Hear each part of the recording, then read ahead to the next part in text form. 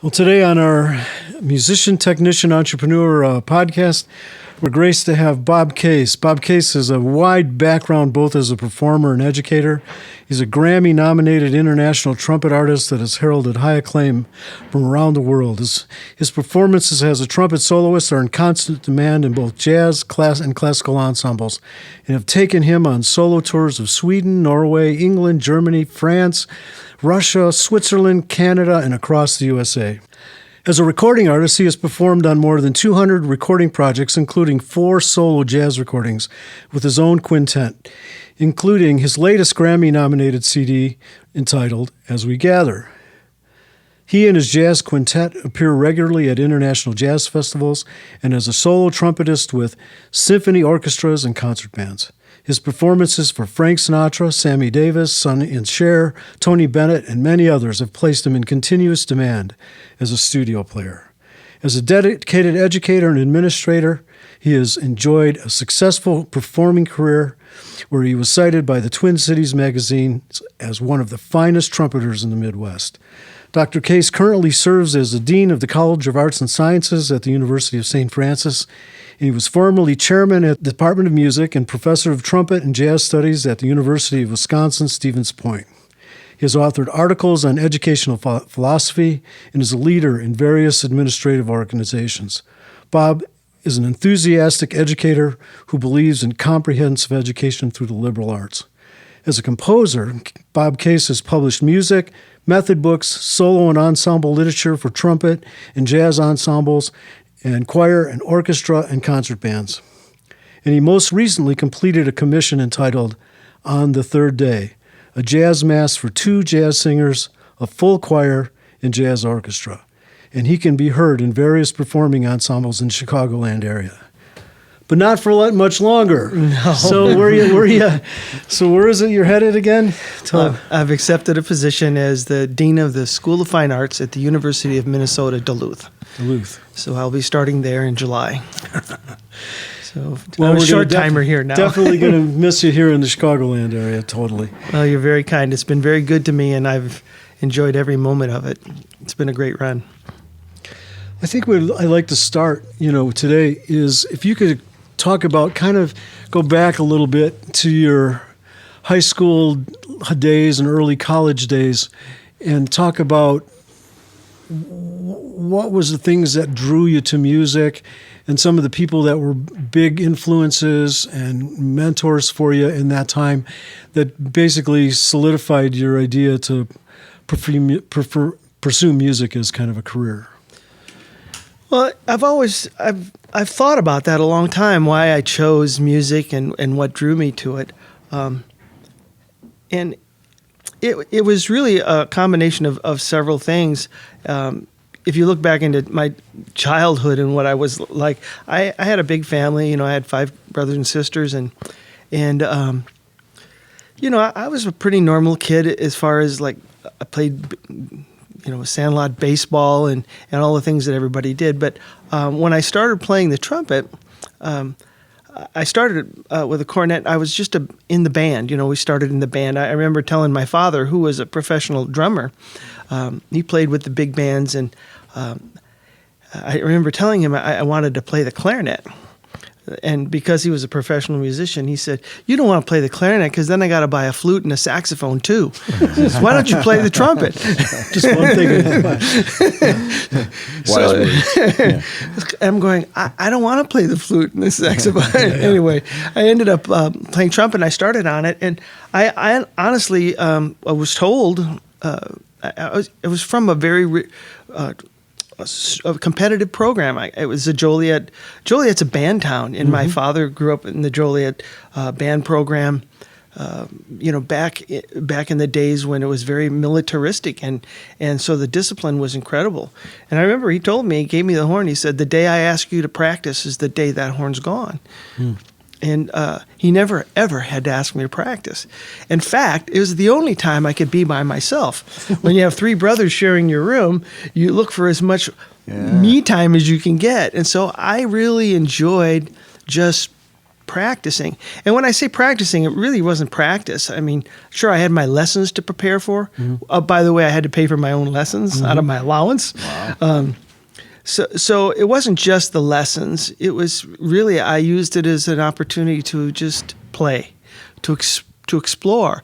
I listened to recordings and I started pretending I was copying players off the record. And as I got better and better and more proficient on the instrument, of course, I got better at taking solos off the record and sounding like I remember I was in 9th grade and I played Harry James' solo on Cheer Bin, which was his theme song.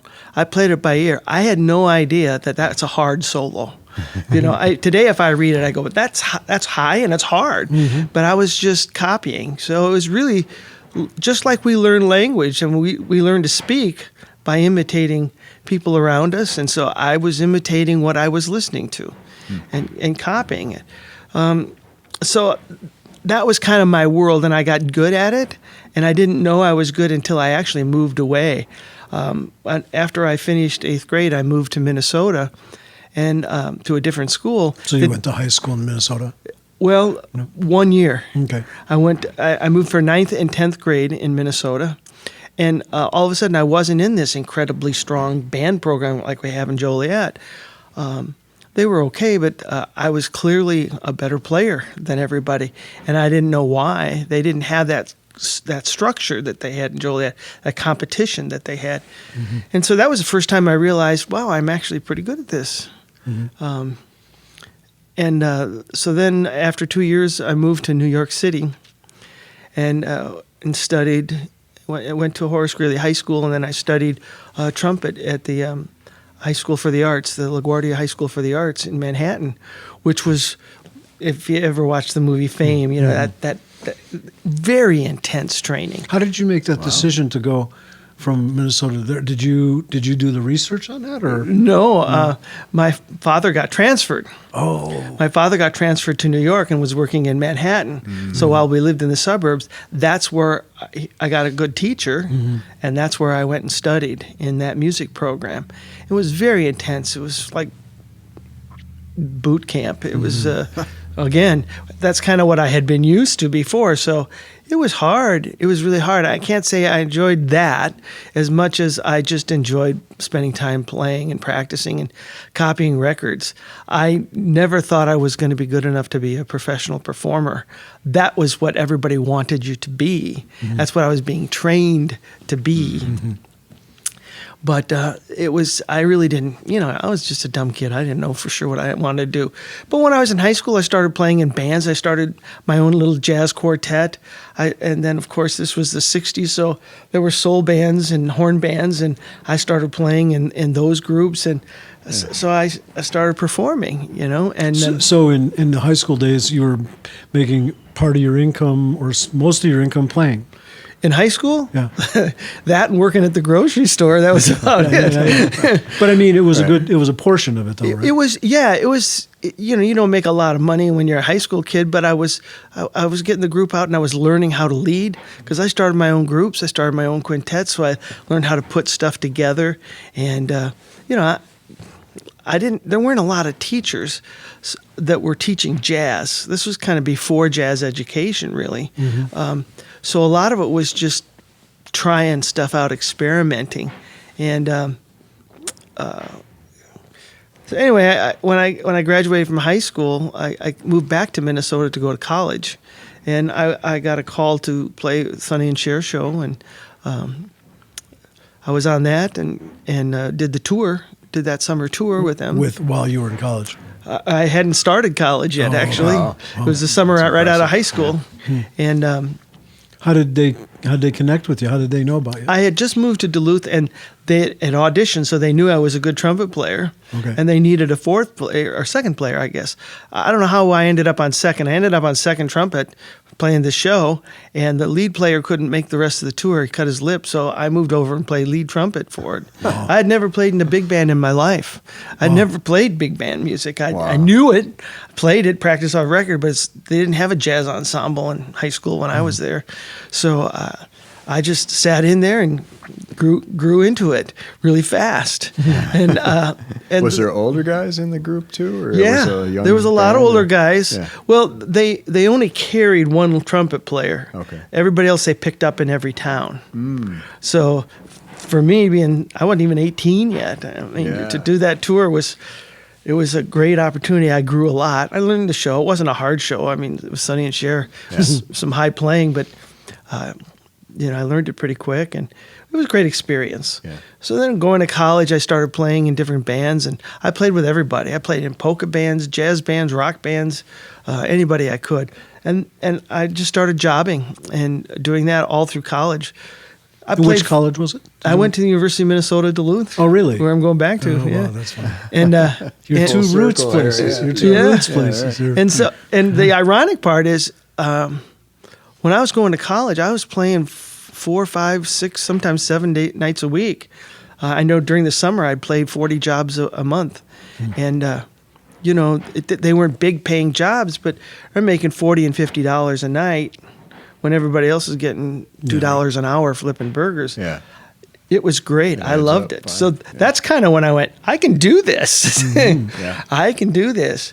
But then after a year in college, I didn't think I could make it as a player. I just didn't really think that I had what it took. After freshman year? After my freshman year, so I started searching for a different major. I kept playing, I kept doing it, but what do I want to do when I grow up? Right.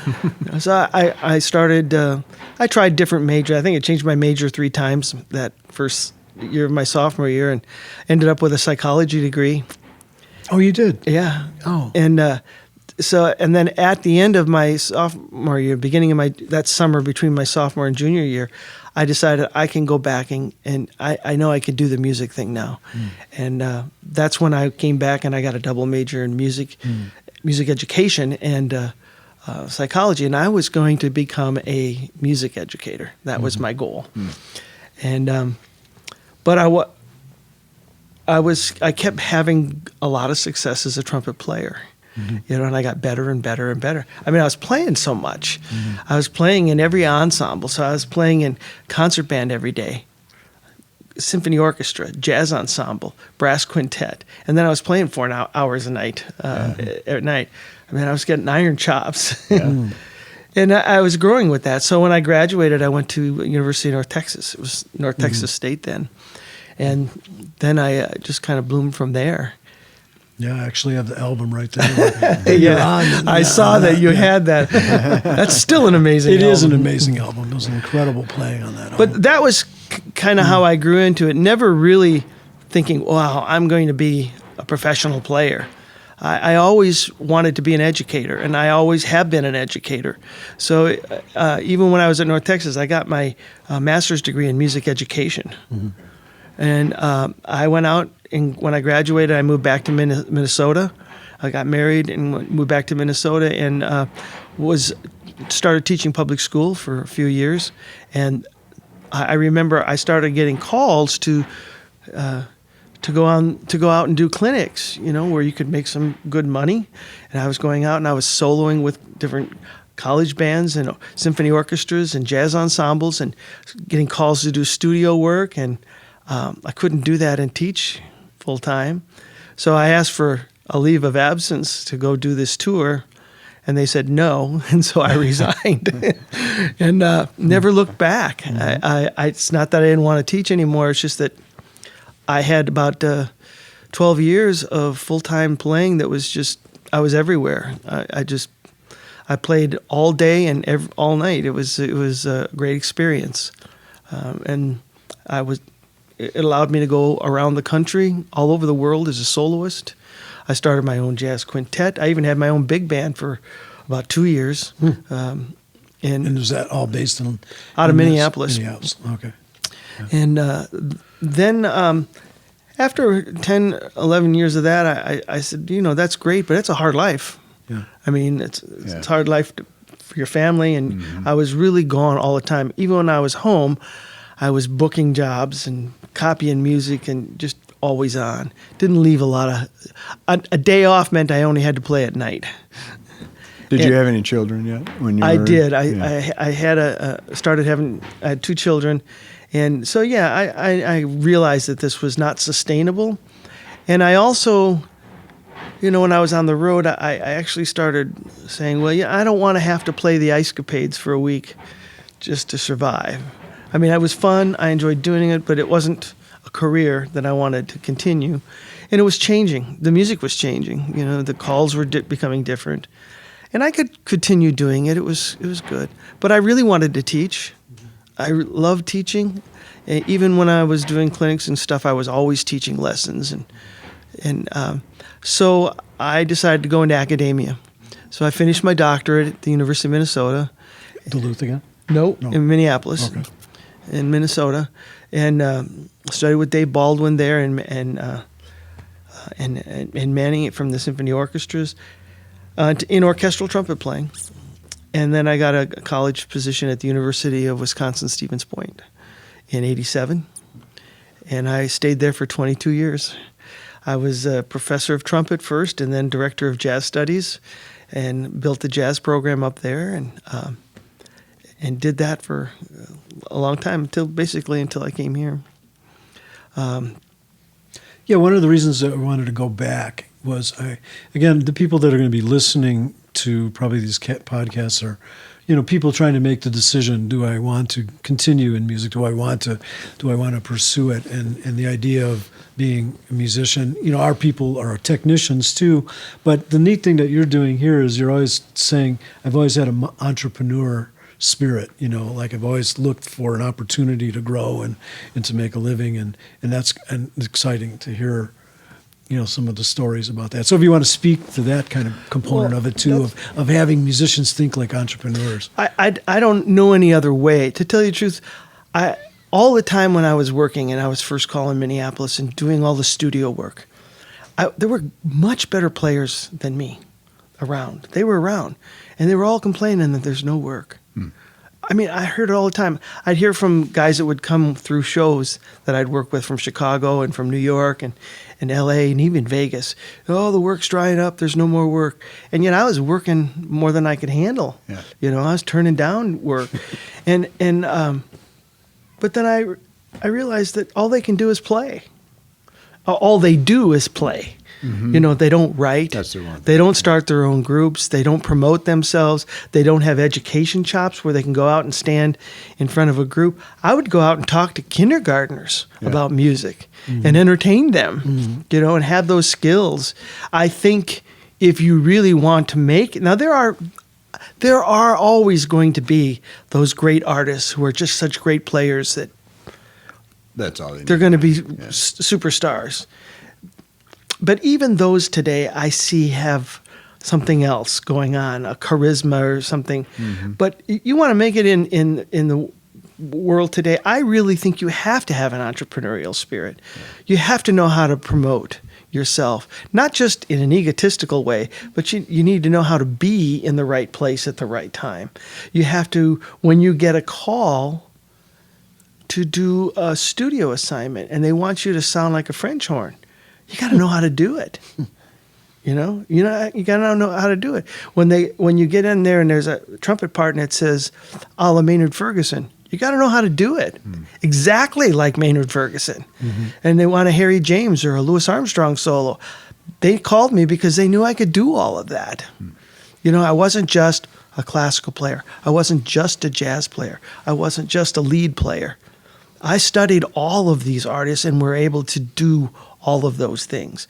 Now, there are much better classical players. There are much better lead players. And I'm sure there's much better jazz players. But I excelled at all of those things so that when I got the call, I could do the job. And at the same time, I loved teaching. So I had no problem spending hours after a gig talking to students that would come up and ask about different stuff. I loved that. Yeah. And reached out to them wherever I was. When I was on the road touring, and I'd call a local school and say, "You want me to come in and talk to your kids? I'll come in and talk to your kids. I'll do a trumpet workshop for you." Did you do much private teaching? I did one early on. Yeah. And of course, when I was teaching college, it was my job is private teaching, and I had about 20. Always had about 20 private students. I always taught trumpet lessons really until I moved here, and got into administration full time. I excelled at it. I still had students who were professionals that would fly in to take a lesson whenever they're in the area, and I did learn some aspects of brass playing that were unique, that I could communicate with people that really helped them. That was different. I realized early on I had some great teachers that I discovered along the way that showed me how to use the air properly. That was not. There's so much taught wrong in trumpet playing that I was able to really articulate what a lot of the great players do. Who are some of those people again? Well, actually, I studied with my first teacher was Charles Girosetti. He was a traditional trumpet teacher in the area. But I studied with Doc Severinsen, and he taught me about technique and facility and about air. And I studied with Vince Chikowitz. I took some lessons with him, and his whole concept of air is what we call the Chicago School of symphonic playing, and it's all about air. But Rich Mata, who was a former student of Chikowitz, he really turned my whole head around when I was at North Texas about that. I studied with John Haney, who cleaned up my technique. I was kind of sloppy, and he just put the hammer down and said, "No, you got to be right on. You got to be right on." And then I learned about the psychology of music, and learning to play by ear is just so essential. We play by ear whether we think we can or not. If you can't hear it, you can't play it. Right. Those are the things that helped me, and they tied into that entrepreneurial concept. I love to compose. I can still consider myself a composer, so I did a lot of writing and arranging. I remember I was playing for the Four Freshmen. It was a pop group from the 60s, and they came through town, and I was playing the trumpet part. And I said to your book's a mess. He says, "Yeah, we need somebody to write some new charts." I said, "I'll write them." And he says, "How much you charge?" I said, "I don't know, I'll write them, and then you can tell me what they're worth." Nice. So I wrote out the horn parts for him and gave it to him, and we came up with a number, and, that's what I mean. It wasn't like I was out selling myself. I said, "Let me write them. If you like them, buy them. Yeah. If you don't like them, that's fine." So I always I love to write. When I was teaching, I would always write solos for my students, so they had their own solo. Actually, when I was teaching public school, I had no budget for music, and I had these elementary schools, and so there was no music. So I wrote all of the music for the band, for the beginning band. I wrote like 50 pieces that were written just for them, so it was just the right level, and sold some of those. And those kids, is really ironic. I wrote a piece called "I Forgot My Practice Report Blues" because I used to require a practice report, and the students loved that tune, and they played it every year. And I gave it to some friends of mine, and here I was teaching at the university, and I taught a beginning, a brass class for music education. So everybody had to play that, and one of them said, "Can we play some of those beginning band pieces?" And they said, "Sure." And they went, "Let's play I Forgot My Practice Report Blues. We used to play that all the time when I was a kid." And I went, "Yeah, that's my tune. I wrote that tune." So it's ironic, after all those years, they still are playing it every year. Wow. And, I love that. I love just making sure students are really enjoying learning. It's not just music, but enjoying how to learn. And if they can enjoy how to learn music, it's amazing what you can teach them. And so you felt like making it specific to them or writing for them helped that enjoyment? Oh yeah, I had a bet with one of the other educators. I said, when they're brand new, when they're beginners, you could teach them absolutely anything because they don't know it's hard. Yeah. Remember I told you what I learned? I said I learned the Harry James solo. I didn't know it was hard. I said I believe you could teach it to them if they don't know it's hard. And so I said I could teach them to play in odd time meters. So I wrote a piece for them called Time Marches On. And it was started in 4/4, cut time 3/4, 5/4, 6/4, 7/4, and 9/4. And it was a beginning band, and it worked. And they learned it by rote, but they learned it. So my point was, you can teach them. If they don't know it's hard, you can teach them. Right. And they loved that chart, too. That worked really fun. It was a march. It all made sense. It wasn't odd. Didn't really sound that odd to them. And so you learn it in sections. Just, yeah. Mpa, mpa, mpa, pa, mpa, mpa, mpa, pa. They learn that rhythm. They can do that. So I just have always loved teaching. I've always loved communicating with people and helping make their lives better and moving them forward. And it happens to be that music is a great way to do that. And I think that it's made me who I am no matter what I try to succeed at. It's that same ability to be creative and find a path. And so that entrepreneurial spirit you're talking about, it's not just about being a good player. It's like, what are you going to do with it?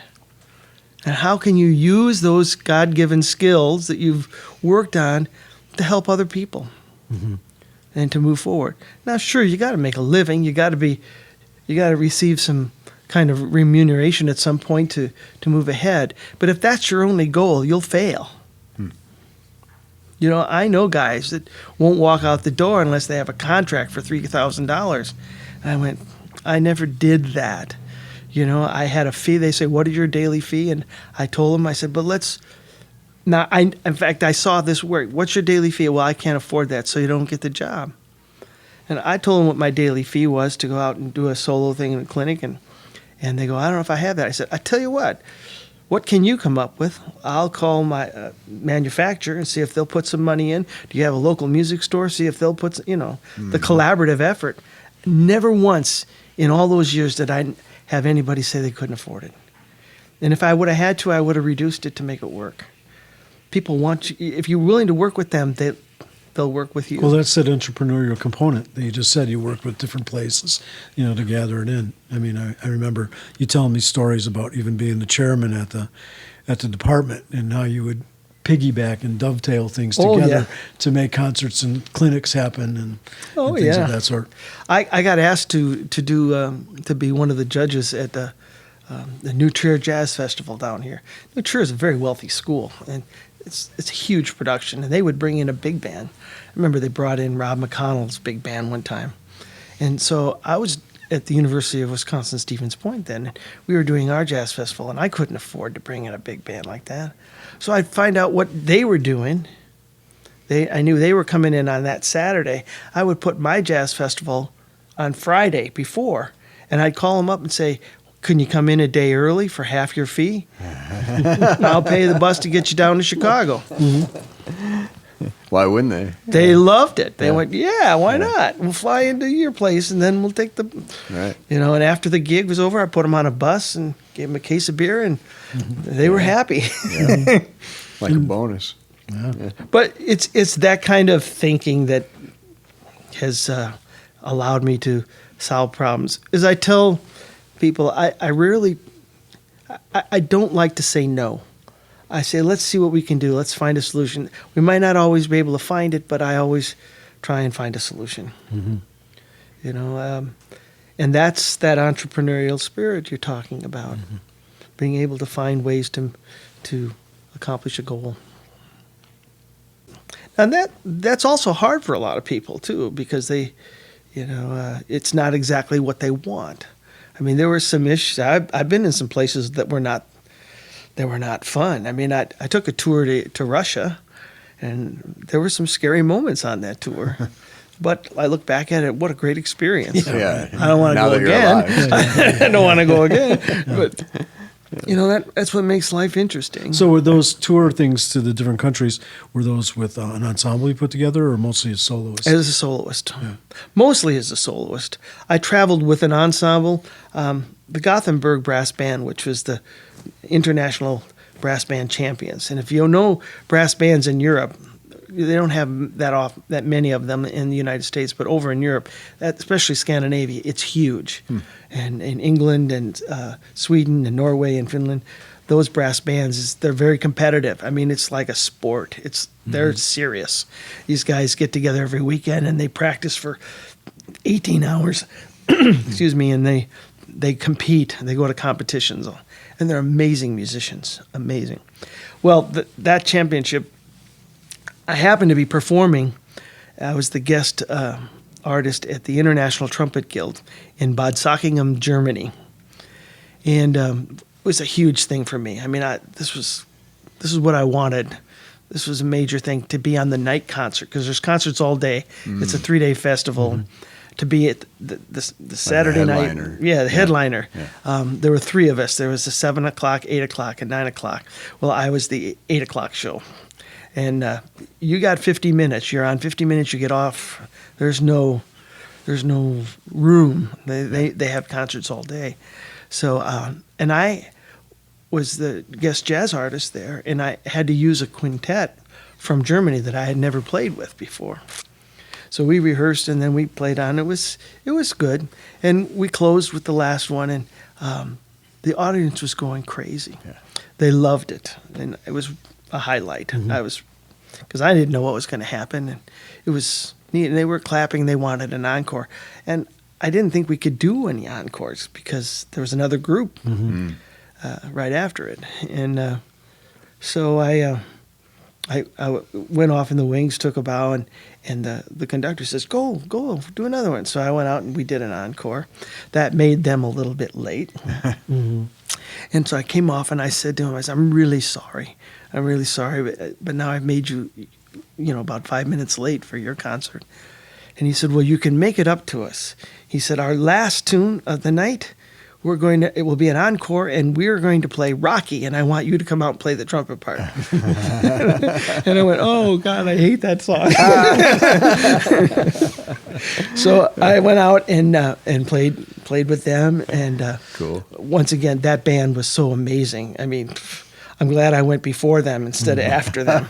That band was so good, and I can see why they were the international champions.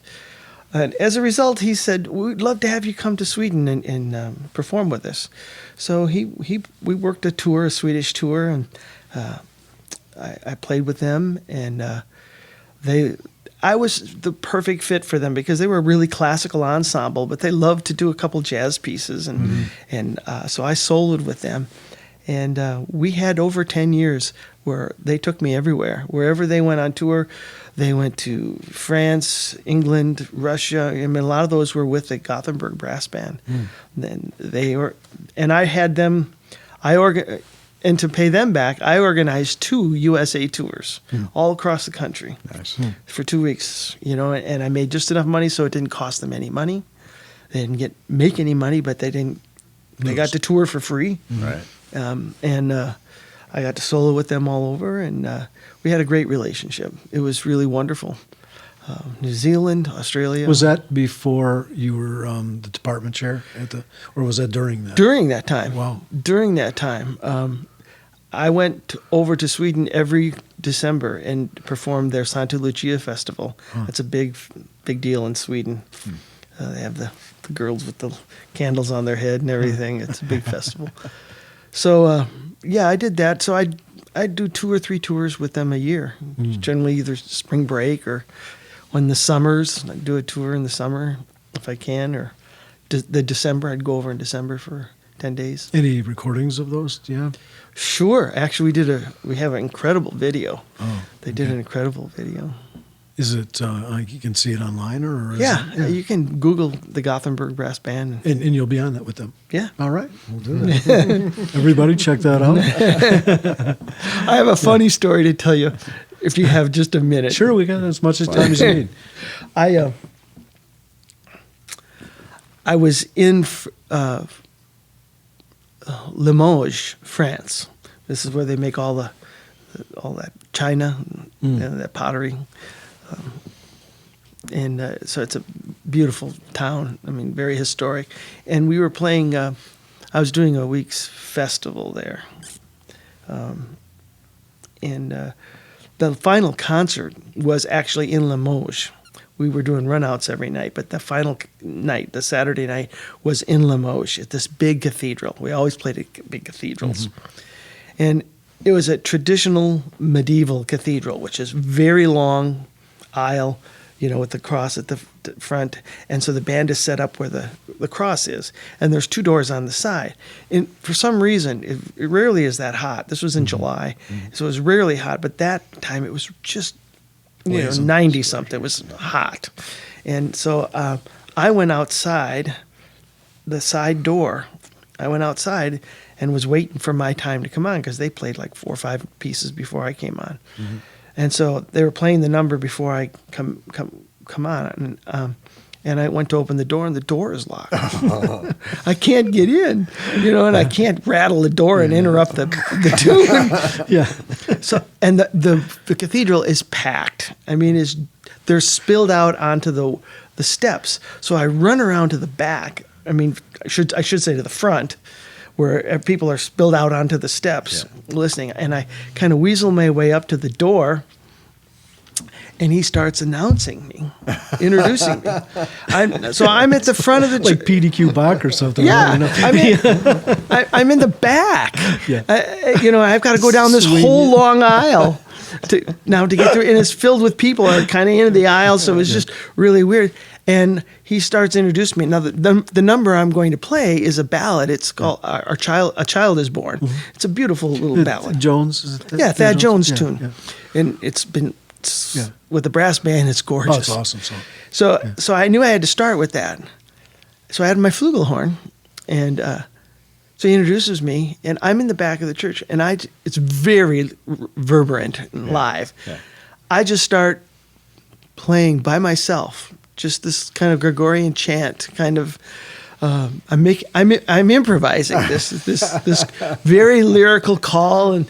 I'm just making this up as I'm kind of sauntering down the aisle, and I get to in front of the band. I turn around, and fortunately I knew what key it was in, and they started right into it. Yeah. Nobody knew, and it worked so well we put it into the act. That became a moment in the show. Then, exactly. Yeah. I always came in from the exterior. We made it antiphonal.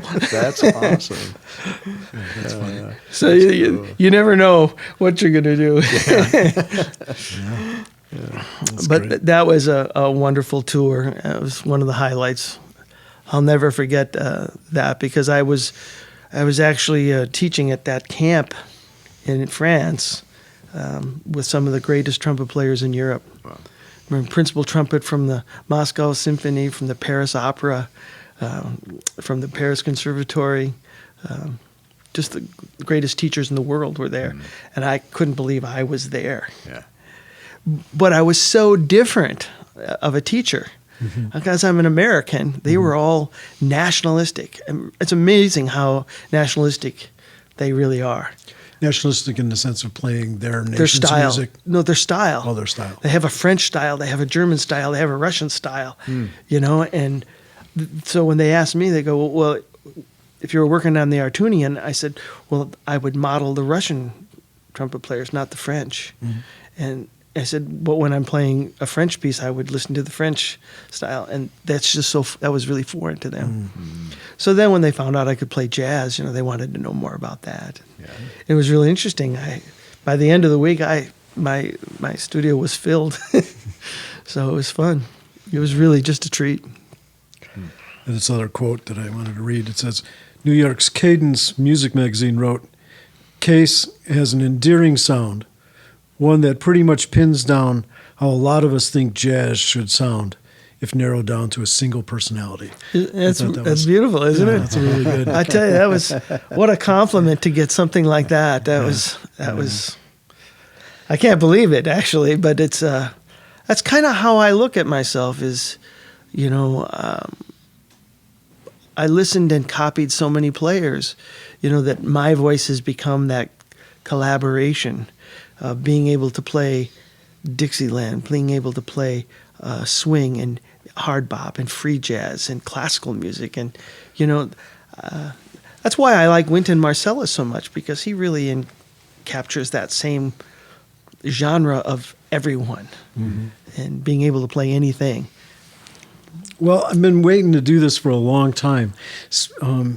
Speaking of the idea of, the great jazz sound, and I just want you to really discuss the idea of what is jazz and what are some of the elements musically that makes jazz what it is. And, according to this high, statement that they said about You're going to put me on the spot here. Yeah. Well, because, really people have lots of different ideas, but I'd love to hear what you think are the elements and the architectures that make jazz what it is.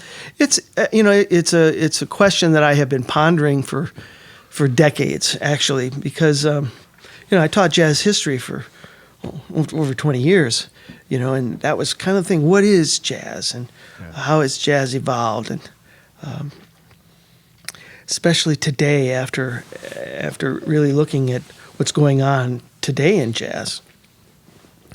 You ask me, what is jazz? I can say that for me, jazz is an art form that really incorporates this rhythmic phenomena called swing. If it doesn't swing, that saying, if it don't mean a thing if it ain't got that swing, there's an element of truth to it. Now, it doesn't mean that jazz doesn't evolve in styles. And I think that things can be jazzy without being jazz. It incorporates orchestration, but it also incorporates improvisation. It can be many colors and many different things. And I think we can take from that tree of jazz. Miles Davis he hated being called a jazz artist. In fact, he become belligerent if you called his music jazz. He just said, it's music. Why do we have to put labels on it? And if we're going to put a label of jazz on there, I really do think that we have to understand some kind of elements that make it jazz, or at least jazzy. And for me, it has to be an element of swing. So is fusion jazz? I think fusion's fusion. It takes elements of jazz, and I think it uses those elements from that tree of jazz. But if it doesn't incorporate the swing, that rhythmic phenomenon. So you mean when you say swing, it's the subdivisions of threes? That's how that subdivision of three is how you would notate it. Yeah. And spell it, but it isn't exactly correct. Okay. Because if a classical player was to play that way, it would not swing. That's why I said it's a rhythmic phenomenon that defies notation. Okay. But if you're going to look at it on a graph, in a sense, mostly the subdivisions are falling in threes as opposed to fours and twos. Exactly. That's why I said that's how I spell it. Okay. But remember, all that is a roadmap. Okay. All that is a graph to. If you haven't heard it, and you read it just the way it's spelled, it's not going to swing. So what infuses swing into it? That's the phenomenon. That's the part that you can't codify. I can't codify it anyway. Maybe others have tried to codify it. There's just an interesting video that Wynton Marsalis put out just recently, because he was been commissioned to write a third stream piece, or a piece that combines classical music and jazz. And he said, someday somebody's going to do this. It might not be me, because he struggled with it. He struggled. He says, I don't know how we can. Somebody's going to be able to do it, but it wasn't him. That codification of this concept called swing is I have not been able to codify it exactly. In fact, we've given up in the jazz world, because if you look at how we write jazz, we write swing over it and we write straight eighth notes. We have to. So we know what it sounds like through listening. But if you put a classical person on there, they're not going to swing. Right. So all that is a codification. The music is a codification. It's not the music itself. So, but there must be some element, though, that when you listen to a player, you're going, that guy's swinging. And Yeah. this guy isn't. I mean, more than the da ba da ba da ba da ba da. You know, Absolutely. But is it the dynamic phrasing, or is it just the approach, or laying back in the tempo, or being ahead of the beat, or when is it swinging more? I mean, again, this is the big picture. You've been thinking about this for decades, but you're one of the premier educators they've ever met. You know, so I want you to shoot for that target. Tell me. I can't identify it, to be honest. What I can do is I can show you oral examples of when it's swinging. I can say that is what I'm after. Okay. And anything I write down is a codification of that, Okay. but it isn't that itself. And I don't think that that's unique to jazz, because I think the same thing is true in classical music. We can play you 50 different recordings of the Hummel Trumpet Concerto, and each one will sound different.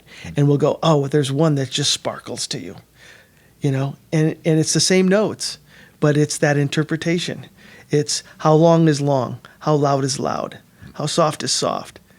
You know, how hard is an attack? With the trumpet especially, everybody's got a different attack. I mean, you get into these nuances that is your voice. I mean, we look at great singers. You can sing the exact same song, and each one's different. Yeah. So it isn't really a matter of coming to that. If you want to get really philosophical about it, there are composers that believe the only composition is the one the composer performs himself. That as soon as you give that composition to someone else to perform, it's no longer yours, and that the performer becomes part of the composer. And in jazz music, absolutely you are part of the composition. We talk about songs that we improvise on or play as jazz tunes as just vehicles. They're a vehicle for us to make jazz. Yeah. We use a chord progression. Even in that chord progression, we alter it. We make it personal.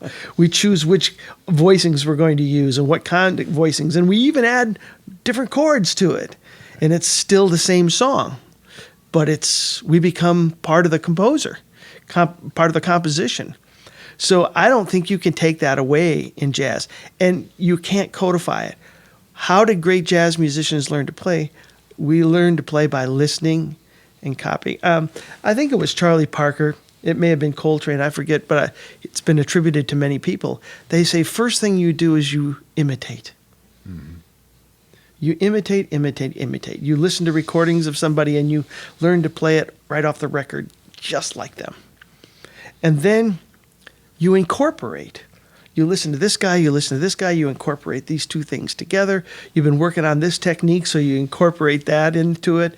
I mean, I go back and listen to my playing, and I can tell you what I was practicing when I played that. You know, because when I was working on chordal studies, all of a sudden I started throwing in fourths, you know, and after a while, when you mastered that, I started working on something else. You start throwing it.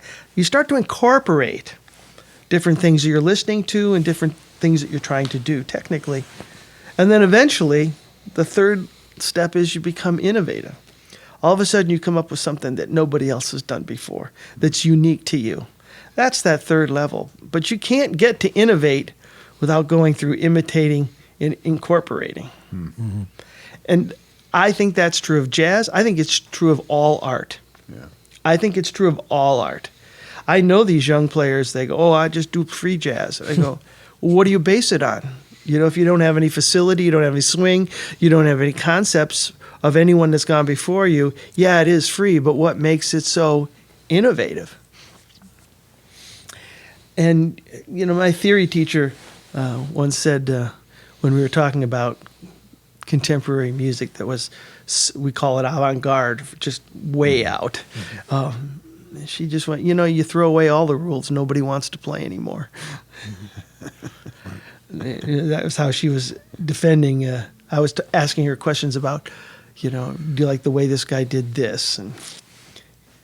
And I think there's some reality to that. So when it comes to jazz to me, maybe I'm a traditionalist, but I think there's some fundamental aspects of jazz that one of them is this concept of swing. Mm-hmm. There's an orchestration, and there is always got to be improvisation. Now, you can be jazzy without improvising. You can have a through composed piece it's great music, But if it doesn't incorporate the improvisation into it, it's missing one of those elements. Now, that's just me. I know Lyle Mays disagrees with that completely. He thinks you can through compose jazz. And that's when you get into these elements. I think now you're getting away from these labels and you're crossing over into music, just music, and it's borrowing from different elements, borrowing from jazz, borrowing from rock, borrowing from funk, borrowing from Bartok, borrowing from Mahler, and we do that. And how much you borrow really determines what kind of direction you're going to go. Most jazz musicians, they use that concept of swing as a litmus test. Well, let me just be a little advocate here. One of the standards everybody knows is Green Dolphin Street. And many times the first part of the head is Afro-Cuban. Yep. And then it goes into the second section. Right. It's in its swing. So it's swing half, Afro-Cuban half. So how would you characterize a song like that? Is it a jazz tune when it is. changes? It's definitely jazz, and I'll tell you why. Okay. It borrows from Afro-Cuban, Latin, whatever you want to call that, straight eighth. But the articulation, the horn player, he doesn't play it any different. He still articulates using a swing concept to it. Does it change? Does it mix it up? Yeah, it borrows from it. And then when you get to the improvisation, most guys just stay swing. You don't have to. And I do think that is still jazz. Is it swing all the way through? No, it incorporates other things.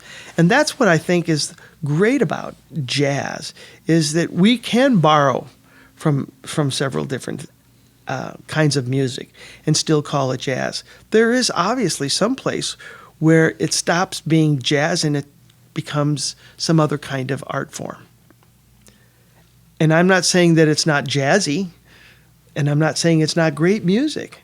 Dave Brubeck wrote a piece called Elementals. It was on the flip side of his jazz Time Further Out album.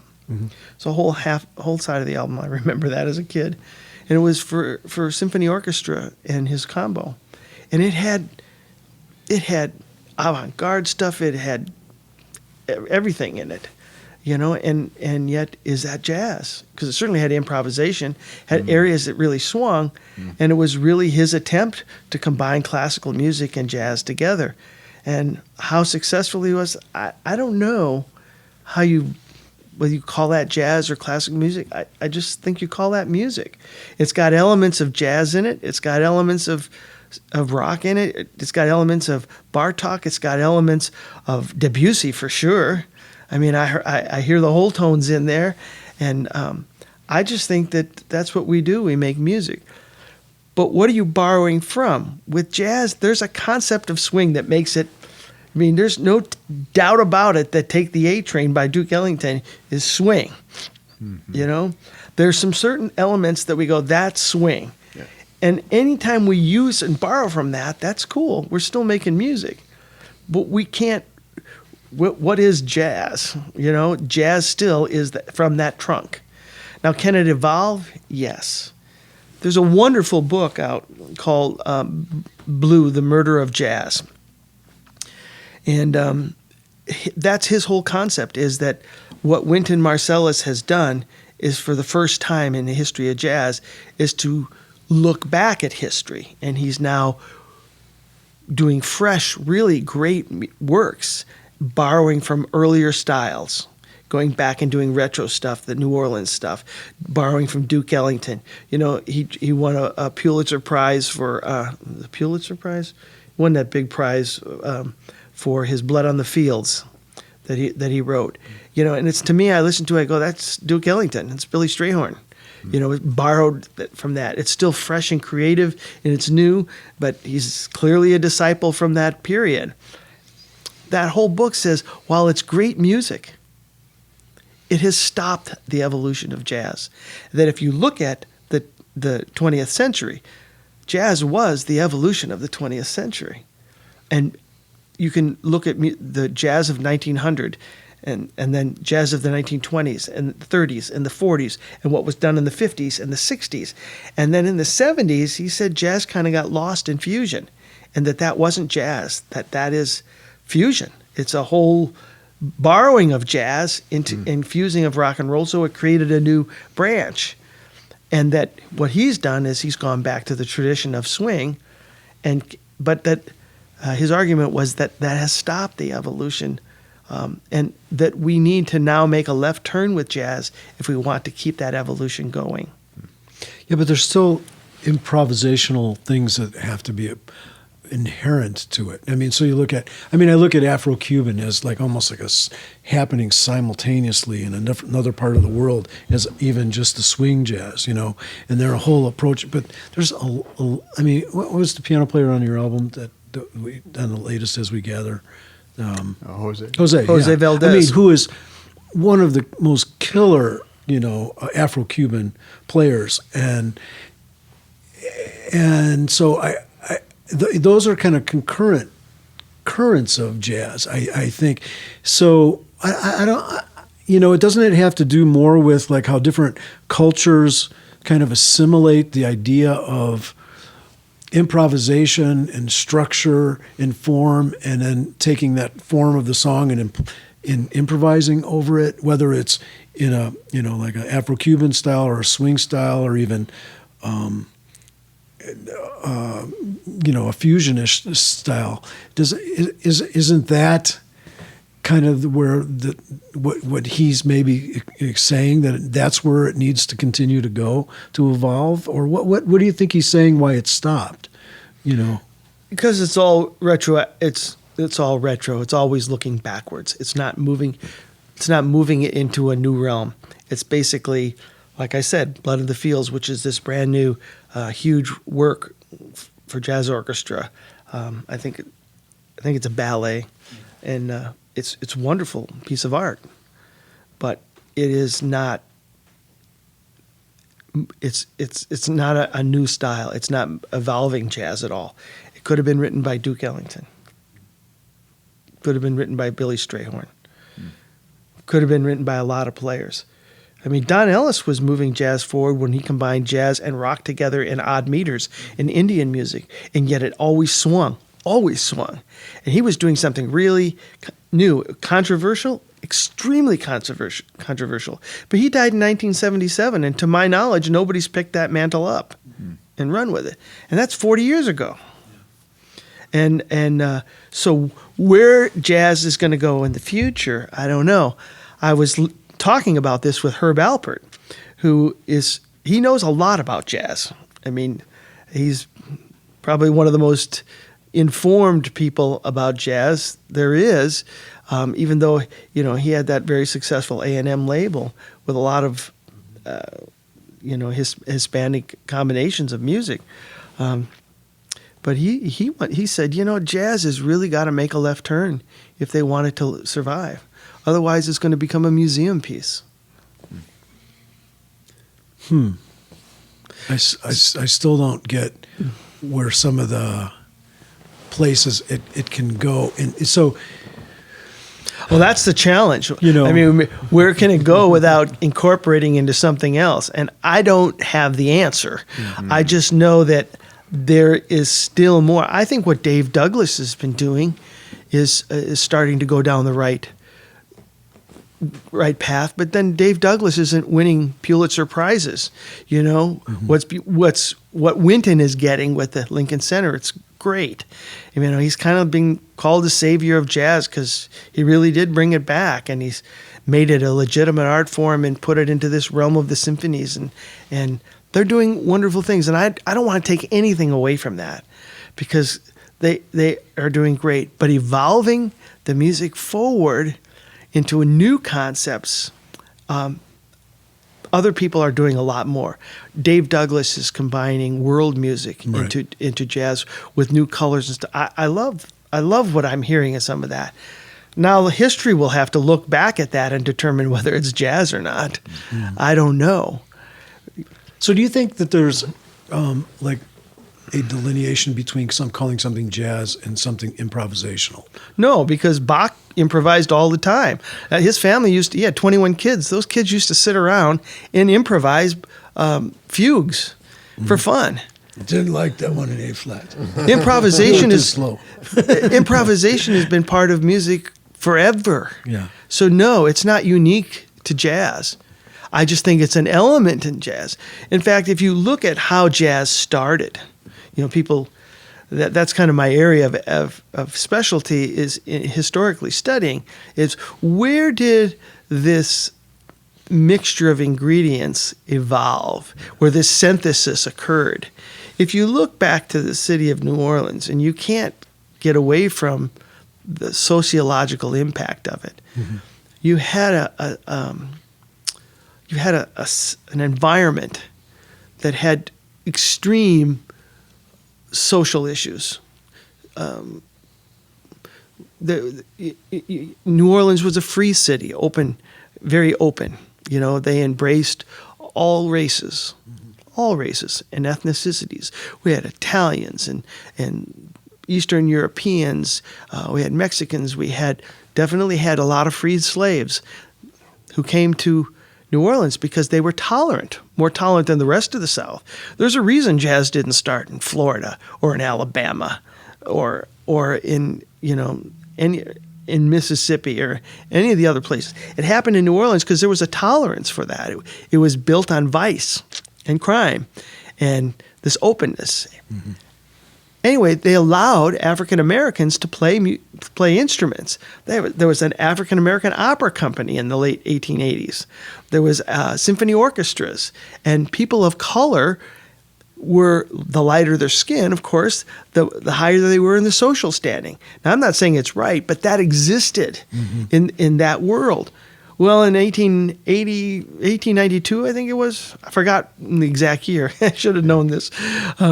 They passed a city ordinance basically saying that anyone with any black heritage at all, any black blood, was considered a Negro. And that destroyed that caste system. So you had, for the first time, you had very well-educated African Americans who are now living with freed slaves that were completely uneducated, and they're all making music because anytime you put pressure on an area and try and hold in their value as humans, what they have for their expression is music. So they express themselves through music. I mean, the slaves did when they worked. They had work songs, and one of the things that the religious people did was they taught their slaves to sing hymns but they had an African scale in their head, which allowed them to bend notes and play what we call blue notes, which led to kind of what we know today as gospel singing or spiritual singing, So you had that element of tonality mixed in with people who learned how to play marches. There were more brass bands in New Orleans than there were in all of Europe combined in the 1890s. And they had parades for everything.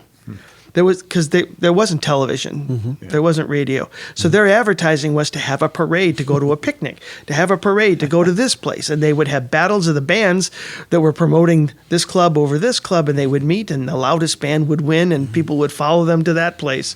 It was, brass bands and parades were part of that social culture, and the African Americans played a big role in that. So you had marching bands.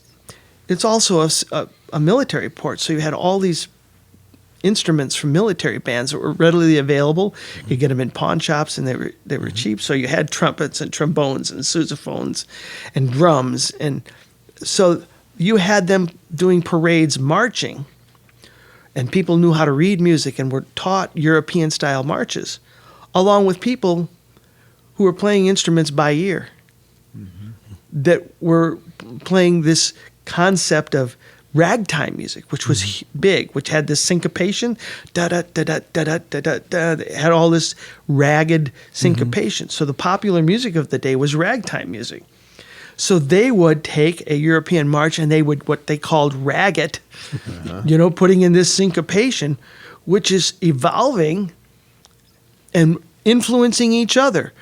The European school musicians are influencing those that are not, that have this ragtime concept. And then you've got the rural blues from the fields coming in that are really bending these notes, singing that 12-bar real hardcore blues. They're adding that into this concept. So this mixture is being influenced by each other. It wasn't one group that did it and all of a sudden this guy invented it, although there are a lot of people that claim that. This music was being performed and they were influencing each other. And there was a synthesis that occurred in the 1890s and into the early 1900s that really led to this synthesis called jazz, which we really don't know for sure what it sounded like because the first jazz recording wasn't made until 1917, long after that synthesis occurred. And it was recorded by white musicians because it was so personal to Freddie Keppard. It was so personal to Frank Lalaine that he didn't want to record it because he was afraid someone would steal his voice, steal his things. Even Joe Oliver didn't want to record it first because he didn't want people to steal his licks, his breaks. Yeah. And so that's why that synthesis occurred, and by the time they started recording in 1917 when the army came in, the military came in and shut down Storyville. They moved all that vice into one area and they shut it down. And by that time, people were becoming more, they were leaving. They were going north. A lot of people were going north and they were bringing with them their music. Even before that, they were going down Los Angeles and Kansas City and Chicago and New York. But a lot of them went to Chicago because there was a lot of work there and they brought people up. Like Joe Oliver went to L.A. first and then went to Chicago. He brought this style, this older style, and it wasn't long before the next generation, like Louis Armstrong, took it and evolved it further. But musicians like Jelly Roll Morton, Louis Armstrong, and so many from that New Orleans era that were trained in that, the young fellows that were trained by the previous generation, were taking and refining that. And Louis Armstrong took it and came in with an entirely new vocabulary of improvisation that took it to another whole level. I'm saying that happened. If you look at why that happened, it wasn't because somebody decided they would invent jazz. It was really being influenced by several kinds of music. And I think jazz has always been. But they came up with this rhythmic phenomenon that we called swing. And that rhythmic phenomenon of swing, to me, has been the core of what it is. You can influence by adding Afro-Cuban influences or classical music. And they quoted classical music from the beginning. Bix Beiderbecke, he was really influenced by Debussy and Bartok and many of the classical musicians. And it showed up in his orchestrations and colors. But there was always that element of swing.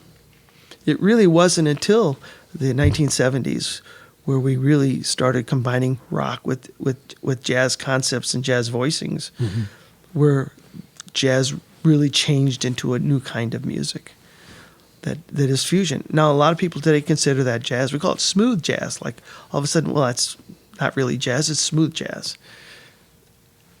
It really isn't. It's a different kind of music. It uses some jazz characteristics, but it don't swing. That's bad grammar. So when you're asking me what is jazz, I mean, I kind of agree with Winton that it has to incorporate that element of swing to be jazz. Okay. And if it doesn't, it can borrow from it. Like I said, music can be jazzy. We listen to the music of Chicago, that musical. That's a really jazzy musical. And it's got all of the characteristics of jazz, but it's not jazz. It's jazzy. It's jazzy songs. Is the music of Frank Sinatra jazz? He was never called a jazz singer. He was a pop singer, and it's very jazzy. Now, he had some jazz in it, but he was not a jazz singer. He didn't improvise. Mm-hmm. I mean, he was a song stylist. Awesome. Are you satisfied? Well, it's a long, big question, so it's always evolving. I didn't say I had the answer. I said you asked my that's opinion. good. Well, that's what we wanted to be able to put out there for the world to discuss and maybe have some input back. This is the kind of stuff that will take 12 to 15 hours on a bus on a road trip sometime when we get into these heavy concepts, and people have very strong opinions about it. And I don't pretend to be more right than anybody else. It's just one perspective of looking at it. And Miles Davis and many others would just say, man, it's all music.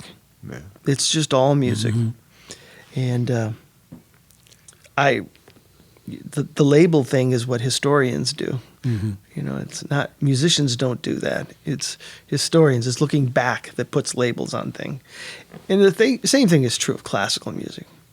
I mean, a lot of listeners couldn't tell Beethoven from Mozart, but musicians could. Yeah. I just want to go on the record and say we're going to miss you. Yeah, you're very kind. I'm going to miss this place. One of the highlights of my career is the fact that I had played a little part of getting this incredible digital audio and recording arts program off the ground, and to be in these studios was something. It was a dream come true for me, and I have to thank each of you because it wouldn't have happened without you. It's your vision. All I was able to do is to administrate that and be part of it, and I'm very, very proud of it. And I'll take it with me wherever I go. So, well, it doesn't get better than that. Yeah, I hope you'll come back and record this.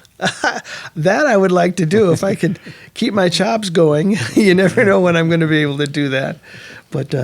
There's a lot of recording that they want to do here, but you guys have got so much going on. It's hard to find a space where everybody's available, but there's a lot of people who want to come down here and record.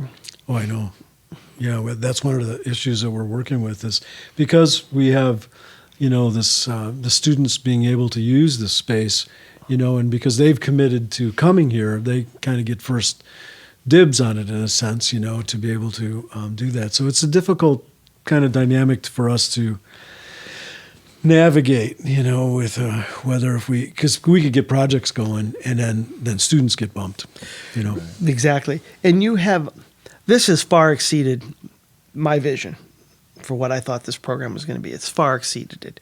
But it's also, and this is who I am, now I can see what it could become, so it's like, thank you, but now I want this, and now I want this.